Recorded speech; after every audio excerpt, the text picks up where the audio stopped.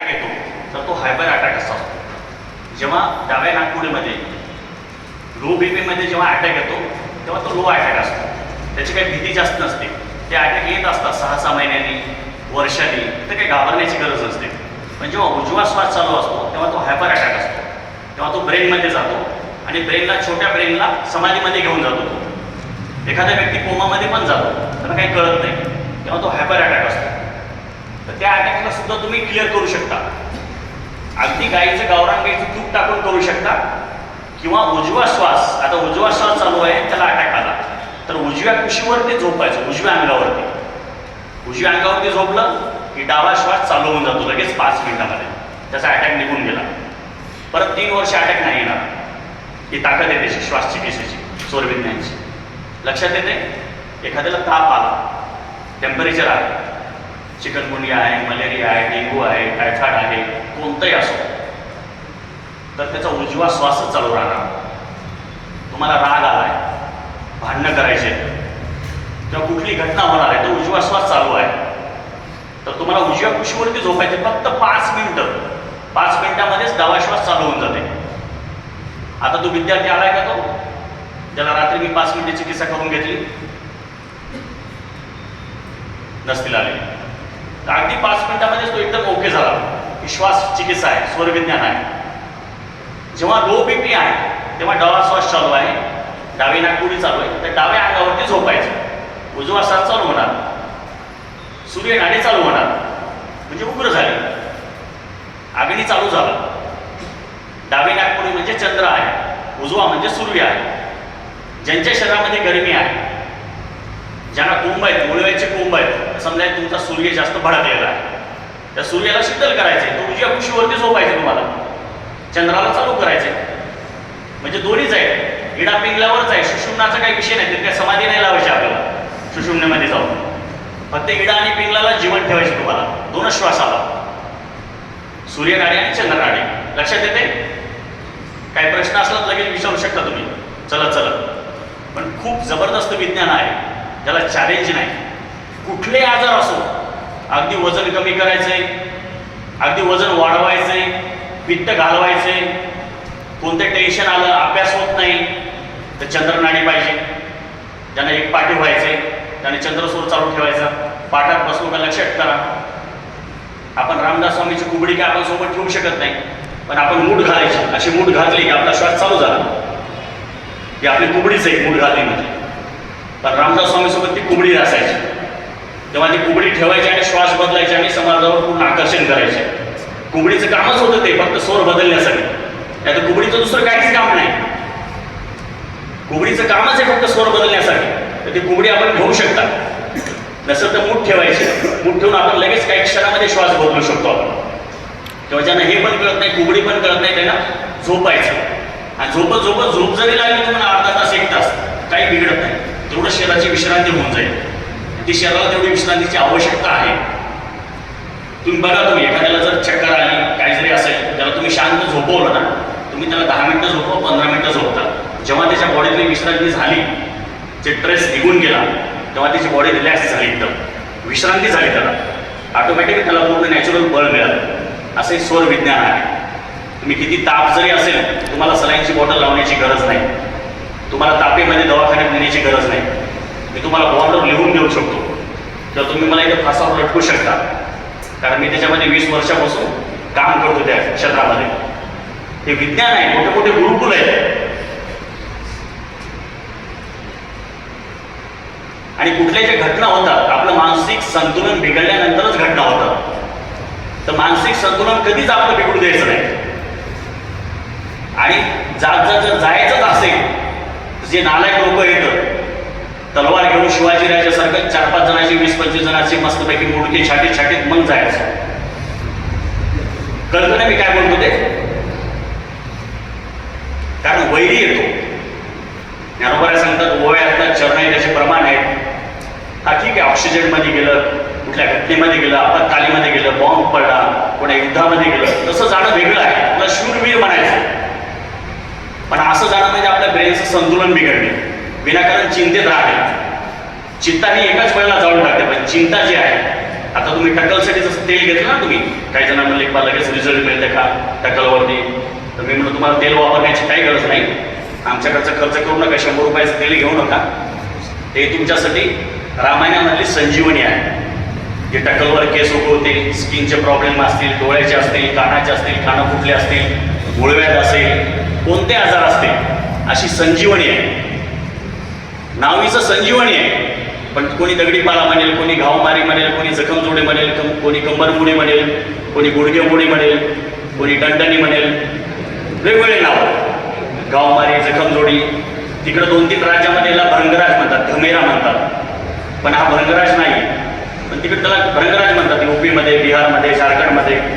आणि घमेरा पण म्हणतात, घमेरा का फूल म्हणतात, भृंगराज म्हणतात. पण आम्ही याला डुप्लिकेटवाला भृंगराज म्हणतो, ओरिजिनल नाही भृंगराज. हा भृंगराज नाही आहे, हा दगडीपाला आहे, घावमारी आहे, जखमजोडी आहे, कोळशीन आहे, टंटणी आहे, गुरमुडी आहे. हा अमृत आहे.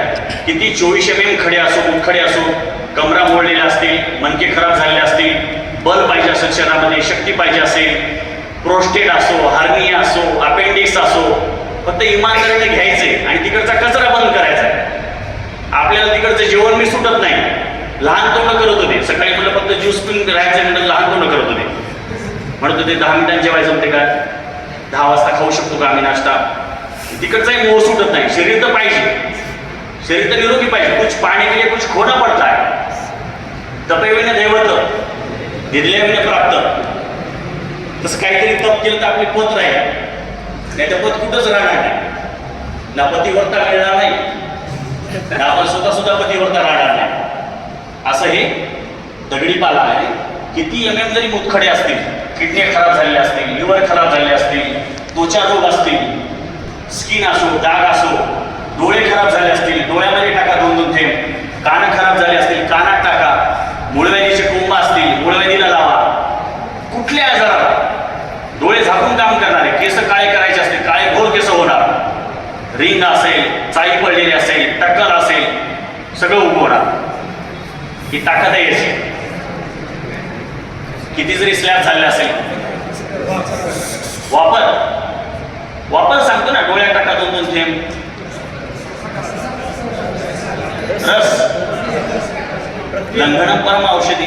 तिकडचा कचरा खायचा नाही, याचं उत्तर दिलं ना मी.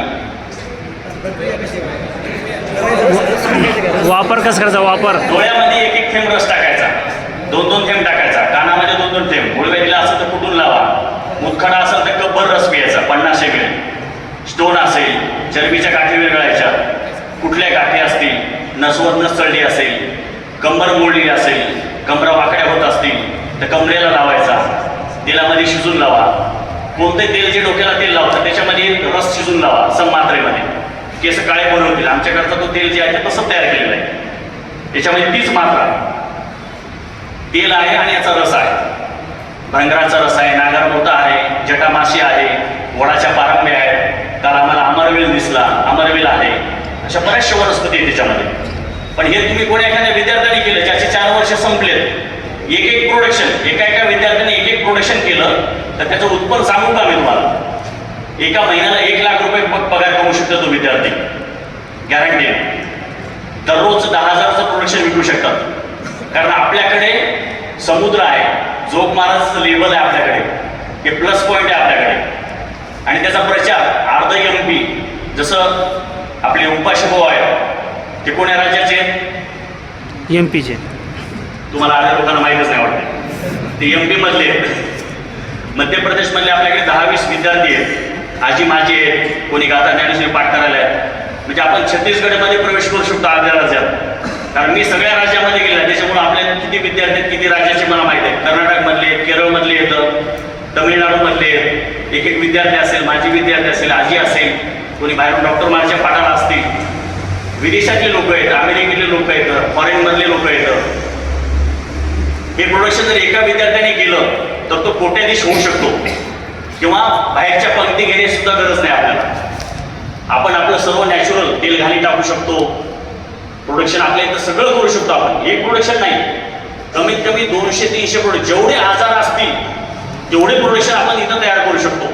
लेबल निश्चित, ISIS मार्क घेऊन, लॅब रिपोर्ट टेस्ट करून लॅबमध्ये टेस्ट करून सुद्धा आपण हे सगळे प्रोडक्शन तयार करू शकतो. अशी कला आहे. असं हे दगडी पाला आहे. आणि काही विचारायचं पावडर फॉर्ममध्ये सुद्धा घेऊ शकता तुम्ही. 1 चमचा 5 ग्रॅम ते 10 ग्रॅम पावडर फॉर्म करून आमच्या इथे पिंगळी मिरखेल स्टेशन आहे रेल्वे स्टेशन, त्या गावामध्ये 10,000 रुपयाला ही पुडी विकल्या जाते मूळव्याधीसाठी दह्यामध्ये टाकून. लांबून लांबून लोक घेऊन जातात. 10 रुपयाला पुडी मिळते, 20 रुपयाला पुडी मिळते 50 ग्रॅमची. फुकटमध्ये दिलं ना निसर्गाने. पण मोठे मोठे मूळव्याध काढणारी पुडी आहे, फक्त दह्यामध्ये टाकून ते घेतात 1 चमचा.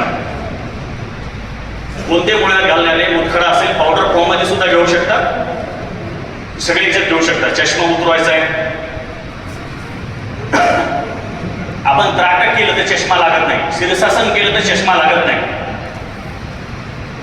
हलासन केलं, शीर्षासन केलं, त्राटक केलं, डोळ्याचे व्यायाम केले, जेवण झाल्यानंतर नाश्ता झाल्यानंतर ओले हात लावले डोळ्याला, कधी आयुष्यात चष्मा लागत नाही. कंगवा फिरवला, कधी तुम्हाला वात होणार नाही आयुष्यामध्ये. जेवण झाल्यानंतर कंगवा फिरवायचा, मग तो लाकडी असेल प्लास्टिक असेल कंगवा. आता आमच्याकडे कंगवा नसते, आम्ही असं फक्त बोटं फिरवतो जेवण झाल्यानंतर. तुम्हाला कधी आयुष्यात वाद होणार नाही. एवढ्या छोटे छोटे नुसके त्याचे टिप्स आहेत. लिहिणारे लिहित आहे ना लोक सगळे. नाही तर मी इकडे बडबड करीत राहील, तुम्ही काही जण झोपी चलत मस्तपैकी. ज्यूस पचायला येते, ज्यूस पिलेला आपण, आणि त्याच्यावर उपीट पडले ना, धप्पी पडली अशी मस्त, त्याच्यामुळे झोप गेली. तर लंघन परमावश्यक उपवास. सर्व आजारांचं सर्व रोगांचं जर औषध मोठं असेल तर उपवास आहे, फास्टिंग आहे. मग फास्टिंग किती तासाची? 50 तासाची, 70 तासाची, 100 तासाची, त्याला उपवास म्हणायचं. दशमीला 1 वेळा जेवणे, ती पण मुगाची डाळ आणि ज्वारीची भाकरी. दुसरं काही कचरा खायचा नाही. मुगाच्या डाळीला कुठली फोडणी द्यावं लागत नाही, कुठलं तेल मसाला टाकावं लागत नाही. अख्खे मूग शिजवायचे, अख्खे. मुगाची डाळ नाही शिजवायची, अख्खे मूग गाडग्यामध्ये शिजवा किंवा लोखंडी कढईमध्ये शिजवायचे, कुकरमध्ये नाही शिजवायचे. झाले मूग शिजले, ज्वारीची भाकरी केली, टाळकी करा, जोंधळी करा, मालदाणी करा, दूध मोगरा करा, पिवळ्या ज्वारीची करा, तांबड्या ज्वारीची करा, पण ज्वारीची करायची. बाजरीची करा, नाचणीची करा, वरईची करा, भगरीची करा, राळ्याची करा. हे सगळं मिलेट्स आहे. हे सगळे छोटे श्रीधान्य आहेत. ही भाकरी आणि मूग शिजलेलं वरण, हे दशमीला एकदा खायचे आणि द्वादशीला एकदा, द्वादशी सोडताना. हे झालं तुमचा पूर्ण उपवास झाला, फास्टिंग झालं, लंघन झालं, मोठं व्रत झालं. आणि नियम आहे, त्या व्रताचा नियम आहे. नामदेवरायाचा अभंग येतो, दशमी एक व्रत करा, द्वादशी जागरण, एकादशी जागरण, द्वादशी साधन कोटी पुळे उद्धरती. पूर्ण अभंग येतो. एकादशीचं अन्नपान जे नर करते भोजन, सगळे चरण येतात. मला सांगायची गरज नाही तुमच्या पुढे, तुमच्यापाशी सागर आहे. फक्त त्याचं आपल्याला आचरण करायचं, पालन करायचं. ज्यांना शक्य नसेल त्यांनी लिंबू पाणी प्यायचं, भगर नाही खायची, साबुदाणा नाही खायचं, गरम पाणीच करायचे आणि लिंबू पिळायचं त्याच्यामध्ये. म्हणजे ते अल्कलाईन झालं. आपलं ज्या दिवशी आपण उपवास करतो त्या दिवशी आपलं शरीर हायपर ॲसिडिक होते, मग त्याला अल्कलाईन करायचं. तर मग गरम पाणी आणि लिंबू पिळायचं, त्याच्यात थोडंसं सेंदव मीठ टाकायचं, थोडंसं काळं मीठ टाकायचं, किंवा शक्य असेल तर अद्रक टाका कुठून, शक्य असेल तर अद्रक मिळाली तर अवश्य अद्रक टाकायची. अद्रक ही क्लिजिंग करते, सर्व्हिसिंग करते. अद्रक मुळव्याध होत नाही अद्रकने. जसं मी सांगलं की बाजरीने मुळव्याध होत नाही, पण बाजरी पाण्यासोबतच चुरून खायची किंवा मुगाच्या डाळीसोबतच खायची. मधुकरीची भाजी जी असते मसालेवाली, सगळी मिक्सवाली, त्याने तुम्हाला मुळव्याध लागत होते. बाजरीने मुळव्याध नाही होत. बाजरी तुम्ही पाण्यामध्ये चुरून खा किंवा मग मुगाच्या डाळीसोबत खा, मुगाच्या वरणासोबत खा, किंवा दुसऱ्या कोणी साध्या भाजीसोबत खा. काही रस विचारायचं होतं, काही राहायला घ्यायचं होतं, काही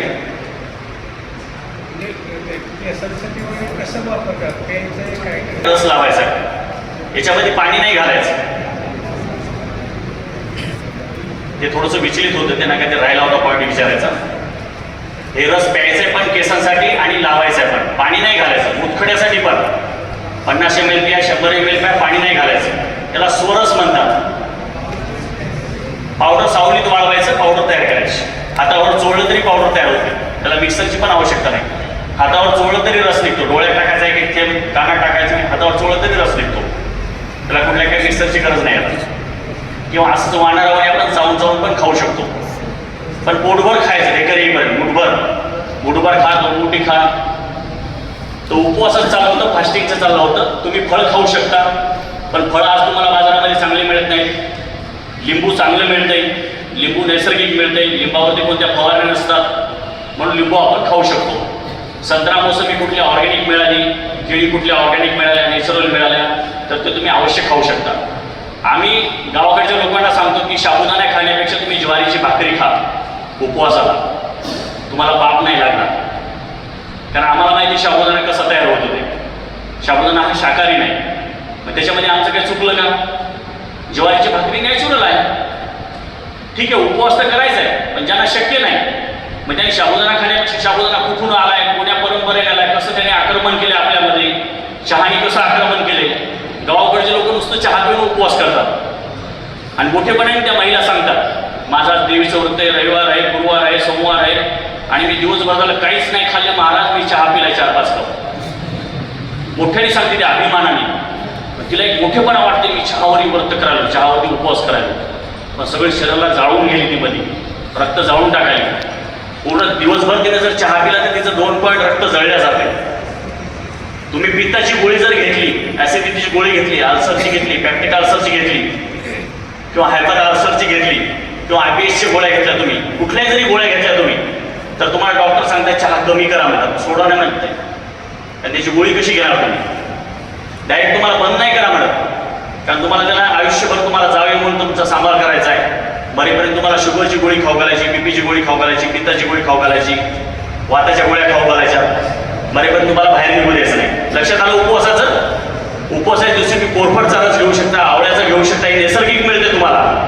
दुर्वाचा घेऊ शकता, ठीक आहे. तुम्हाला भाकरी खायची नाही, चपात्या खायच्या नाही, दुर्वा खायला काय अडचण आहे. दुर्वाचा रस घेऊ शकता, कडुलिंबाच्या पाल्याचा रस घेऊ शकता.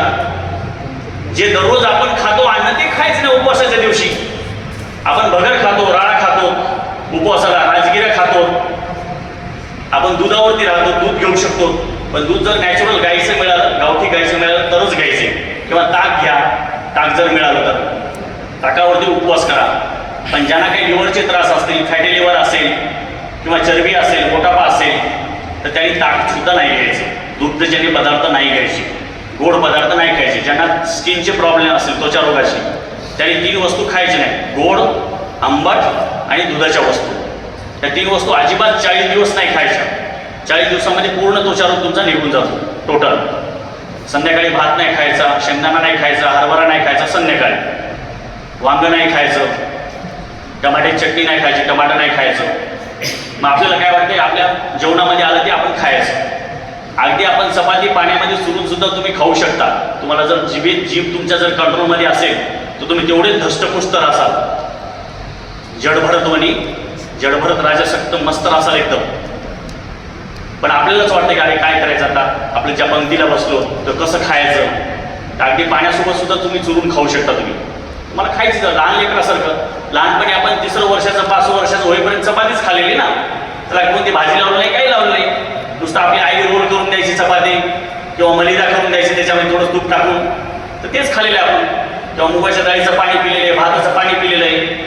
शरीर त्याच्यावरच राहू शकते आपलं. पण हे व्यसन लागलेले नंतर चपात्या खा, भाकरी खा, स्वयंपाक करा. अगदी मुठभर शेंगदाणे भिजून घालून सुद्धा तुम्ही राहू शकता 24 तास, तेवढी शक्ती मिळते तुम्हाला. मुठभर हरभरे भिजू घालून सुद्धा घोड्यासारखी ताकद राहते तुम्हाला. एवढा मोठा बलवान हत्ती आहे, तो सुद्धा दुर्वाच्या रसावरती राहतो. म्हणून तुम्हाला पहिल्यांदा तुम्हाला दोघ जणांची नावं सांगितली. एक सांगितलं दादा गुरुचं सांगितलं पाण्यावरती आहे, आणि एक सांगितलं कडुलिंबाच्या पाल्यावर, तो देशी टार्झन आहे, जो 30 वर्षापासून 40 वर्षापासून आहे. तसं लंघनम परम औषधी, उपवास ही सर्व रोगांची जड आहे, औषधी आहे. फास्टिंग, लंघनम परम औषधी. चुन्याचं पाण्याचं लक्षात आलं. आता 2 रस सांगतो. कोरफडचा रस सांगितला 40 ग्राम आणि अद्रक सांगितली 10 ग्राम. सर्व आजारासाठी. सर्व आजार म्हणले की परत विचारायचं नाही. कक्षा सुटली की म्हणता की माझ्या आईची गुडघे दुखाली आहेत, कोणी म्हणते मला पित्ताचा त्रास आहे. इथं सर्व आजार म्हणले की तुम्ही फक्त 10 दिवस करायचा आहे. तुमचा बिमारी निघाली की नाही, रोग निघाले की नाही, मला 11व्या दिवशी सांगायचं. परत तेच विषय विचारायचे नाही. 40 ग्राम कोरफड आहे, गल आहे मधला, आणि 10 ग्राम अद्रक आहे. एक तर तुम्ही तोंडात चावून खा किंवा मिक्सरमध्ये फिरवा किंवा खलबत्यात कुटा. कसं करायचं जसं तुम्हाला उपलब्ध असेल, जशी तुमची व्यवस्था असेल तुम्हाला सेवन करायचं. दुसरं आहे गुळवेल, 40 ग्रॅम गुळवेल आणि अद्रक तेवढीच आहे, 10 ग्रॅम अद्रक आहे. वेळेनुसार उशिरा जरी आपण चालू केलं असेल तर तुमच्या प्रश्न उत्तराला आपल्याला 5 मिनिटं द्यायचे.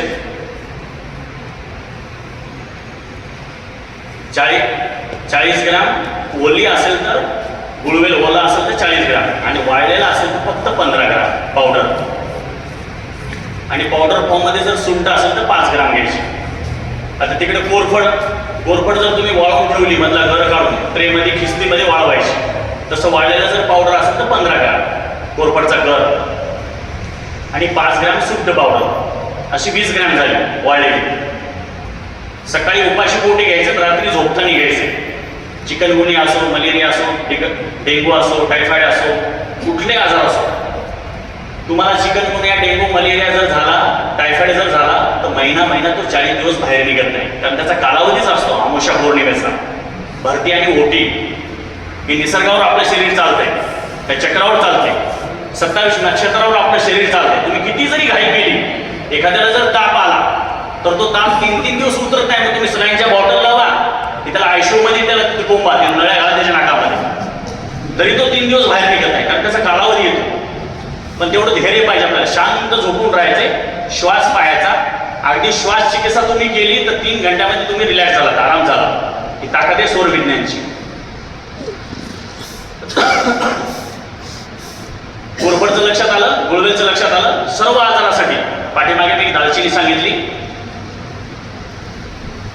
आपण एक पुढे भविष्यामध्ये 2 दिवसाचं पूर्ण भरगच्च शिबिर घेणार आहे. त्याच्यामध्ये तुम्ही सर्व विद्यार्थी माझ्या ताब्यामध्ये राहणार आहेत. तुम्ही संस्थेच्या ताब्यात नाही राहणार ना, तुमच्या ताब्यामध्ये नाही राहणार. सकाळी किती वाजता उठवायचं, किती वाजता गोमूत्र पकडायचं, 24 घंटे तुम्ही माझ्या ताब्यामध्ये राहणार 2 दिवस. माझ्या 1000 विद्यार्थी शिबिर होतात, त्यांना फीस असते. पर दिवशी 1,000 रुपये फीस असते. जे VIP लोक असतात त्यांना पर दिवसाची 5,000 रुपये फीस असते. माझं मेरा गाव मेरा वैद्य माझं चॅनल आहे, माझा ग्रुप आहे फेसबुकला, व्हॉट्सअपला, यूट्यूबला. तुम्ही तिथं माझे ॲडव्हर्टाईज पाहू शकता. पण तो सगळा जो पैसा आहे तुम्ही माझ्या 1 रुपया संसाराला नाही लावलेला. गोशाळेला लावतो, कुठं गरज असले एखाद्या विद्यार्थ्याला पायावर उभं करतो, त्याला कोणाला गाडी पाहिजे असेल, मी पायी फिरेल, पण माझ्या विद्यार्थ्याकडे गाड्या आहेत. विद्यार्थ्याला उभं करायचं असेल, कोणाला नैसर्गिक शेती करायची असेल, कुठं गोशाळा काही बांधायची असेल, कंपाऊंड करायचं असेल, असं माझं आयुष्य त्याच्यामध्ये गेलेलं आहे. कारण आम्हाला शिकवण जी आहे, गुरुजनांची शिकवण, साधू संतांची शिकवण, त्या शिकवणीनुसार फक्त वागण्याचा प्रयत्न करायचा, जगण्याचा प्रयत्न करायचा. असं शिबिर लागणार आहे. त्याच्यामध्ये तुम्हाला सर्टिफिकेट पण देऊन किंवा कोर्सेस तुम्हाला सरकारचे करायचे असतील ते सरकारचे कोर्सेस करू शकता. ते पण तुम्हाला त्याचे मार्ग देऊन एक मोठं हॉस्पिटल तयार करून जिथं आपली चिकित्सा आपल्याला करता येते. आणि ही जी विद्या तुम्हाला आज दिल्या गेलेली आहे, त्या विद्येचा परिपूर्ण फायदा घ्यायचा आहे की तुमच्या जीवनामध्ये तुम्हाला क्षणभर सुद्धा बिमार पडायचं नाही. कारण आपलं आरोग्य आपल्या हाती. आहार हेच औषधी आहे आणि आहार हेच विष आहे. युक्त आहार विहार नियम इंद्रियाशी सार. भूक लागली असेल तरच खायचं. उगाच नाश्त्याला सकाळी जायचंय आणि तुम्हाला भूक नाही, पहिलंच पचलं नाही रात्रीचं, तर त्याला उपवास द्यायचा, थोडंसं लंघन करायचं, थोडंसं जिभेवरती कंट्रोल ठेवायचं. तुम्ही आजारी बिलकुल नाही पडणार. तुम्ही 4 दिवस घरी झोपून राहा, फक्त जेवण नाही करायचं, तर तुम्ही पुढे जे बिमार पडणार आहे मोठ्या बिमारीमध्ये त्याच्यात अडकणार नाही. हे क्षेत्रामधलं सूत्र आहे, मोठं सूत्र आहे. आज माझं शरीर जे जिवंत आहे ते त्याच्यामुळेच जिवंत आहे. आम्ही 10-10 दिवसाचे लंघन करतो, 40-40 दिवसाचे लंघन करतो. महिना मोबाईल स्विच ऑफ करून टाकायचा.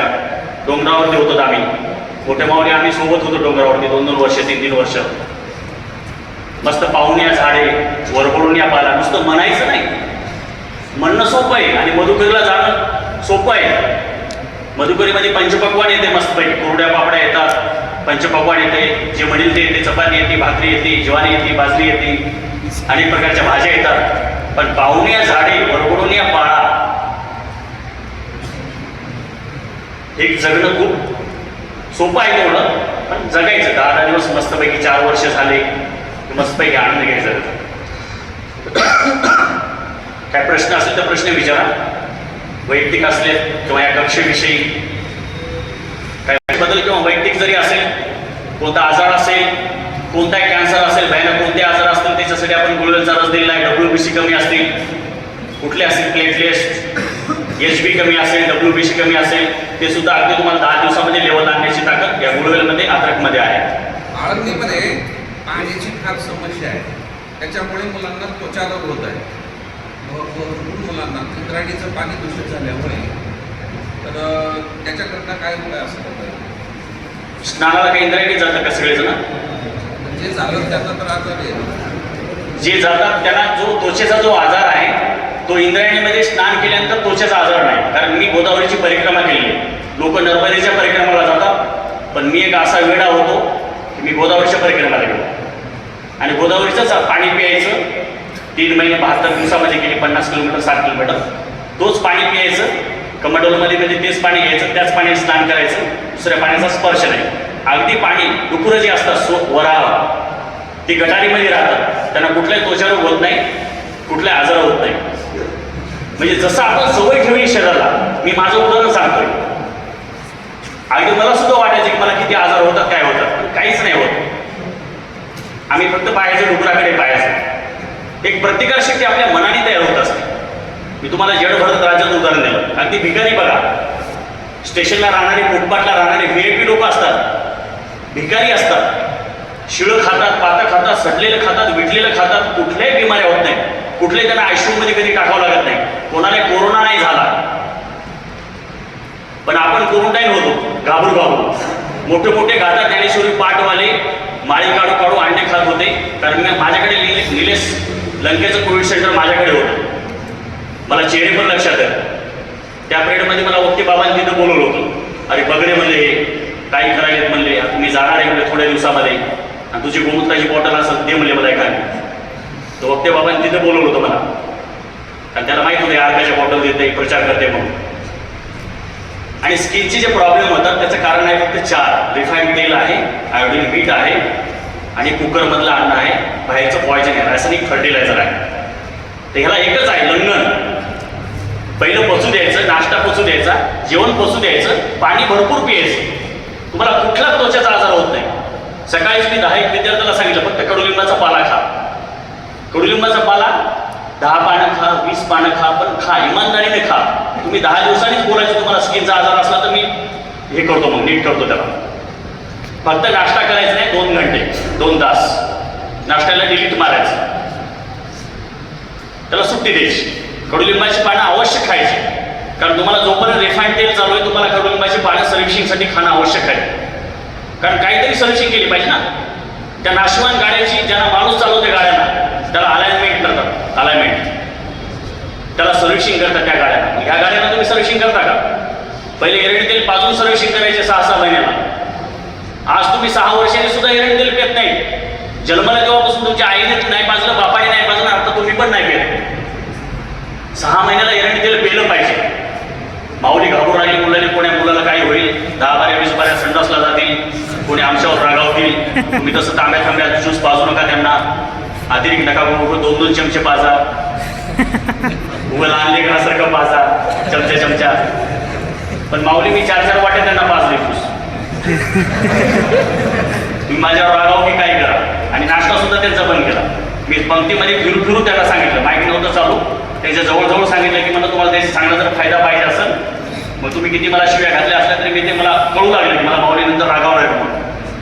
पण तरी मी तुम्हाला जबरदस्तीने शुद्धी केलेली, कारण मला माहीत होतं तो 2400 रुपये लिटरचं तुम्ही स्वागत करतो घेऊन ज्यूस पिऊ शकत नाही तुम्ही ते, कारण मी मेहनतीने बनवला आहे. काल मुलं शेवेला येत होते तर माऊली म्हणजे जाऊ द्या, आपल्याला काय करायचं त्यांना म्हणजे सोडून ते नका पाजून म्हणले. पण मी म्हणलं तिकडं ग्रस्ती लोकांना आम्ही काल 700 लोकांना पाजलाय. तिथं बाबाचं कीर्तन होतं सांगलीमध्ये, तिथं 700 लोकांना पाजलं. अगदी VIP लोक 4 वर्षापासून पहाटे 3 वाजल्यापासून रांगेला असतात. डॉक्टर, इंजिनियर, वकील, कोणता जज असेल, आम्हाला काय करायचं, तो मुख्यमंत्री असो, कोणी असो, खासदार असो, पण रांगेला लागून ज्यूस घेतात तिथं जुन्या सांगलीला. 6 वर्ष आज झालेली तिथं पहाटे 3 वाजल्यापासून रांगेला लागतात. कारण काय माहिती संपेल ज्यूस म्हणून, पण पुढे येऊन नंबर लावतात. अगदी 500-600 लोकांनी ज्यूस पिला तिथं. मग त्या लोकांना आम्ही जर पाजलं तर माझं तर कर्तव्य आहे तुम्हाला गुरुबंधूला पाजणे, थोडीशी मेहनत लागेल. अगदी जवळपास 100 लिटर बनवला होता आपण, 6-7 बकेट होता बनवलेला.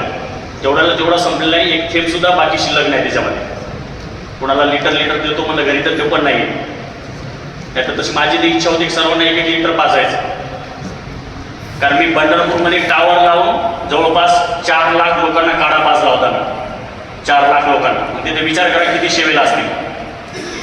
आपल्या 65 एकरमध्ये टावर लावून वरी माईक लावून भोंगे लावून तुळशी आणून सगळ्या भगवंता बसल्या तुळशी आणून ट्रॅक्टरमधल्या एवढ्या लोकांना काढा पाजला होता. तुळस आणि गुळ फ्रीमध्ये मोफतमध्ये काढा सर्वांना. लोक आणखी म्हणतात आम्हाला दरवर्षी यात्रेत पाजा म्हणतात, पण ते पुन्हा उचापत्या करत बसायच्या नसलेल्या कुठाने. एक थोडंसं सोंग करून दाखवलं ते. काही प्रश्न आहेत का कोणाचे? आपली वेळ संपलेली आहे.